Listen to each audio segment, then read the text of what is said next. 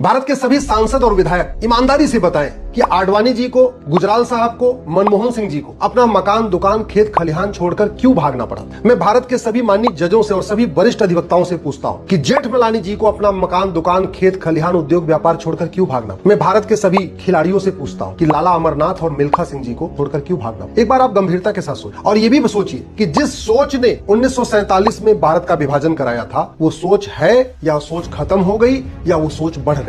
जिस पाक नापाक की सोच ने अफगानिस्तान में हिंदुओं को खत्म कर दिया, जिस पाक नापाक की सोच ने पाकिस्तान में हिंदुओं को खत्म कर दिया, बांग्लादेश में हिंदू खत्म होने वाले हैं, जिस पाक नापाक की सोच ने कश्मीर में हिंदुओं को खत्म कर दिया, क्या वो सोच बढ़ रही है या घट रही है। मदरसों की संख्या बढ़ रही है या घट रही है। दरगाहों की संख्या बढ़ रही है या घट रही है। जिहाद बढ़ रहा है या घट रहा है। घुसपैठ बढ़ रहा है या घट रहा है। धर्मांतरण बढ़ रहा है या घट रहा है। लव जिहाद बढ़ रहा है कि घट रहा है। और अगर ये सारे खतरे बढ़ रहे हैं तो भारत असुरक्षित हो रहा है या भारत सुरक्षित हो रहा है। आप लोग एक बार ईमानदारी से कुछ समय के लिए पार्टियों की गुलामी छोड़ दीजिए, नेताओं की गुलामी छोड़ दीजिए, थोड़ा स्वतंत्र विचार से सोचिए। क्या आप चाहते हैं कि 25 साल के बाद 2047 में आपके बच्चों को भी उसी तरीके से पलायन करना पड़े जिस तरीके से 1947 में पलायन हो। एक बार इसलिए कह रहा हूँ, सोचिए, चिंता करिए और कुछ इसका समाधान ढूंढने की कोशिश करिए। मैं जानता हूँ आम जनता के पास इसका समाधान नहीं है, लेकिन इसका समाधान संसद और सुप्रीम कोर्ट के पास है। भारत के संविधान में संसद और सुप्रीम कोर्ट को इतनी पावर दी गई है कि भारत के हर खतरे का सामना कर सकते हैं, भारत के हर खतरे से निपटने के लिए नियम कानून बना सकते हैं। और एक बात याद रखिएगा,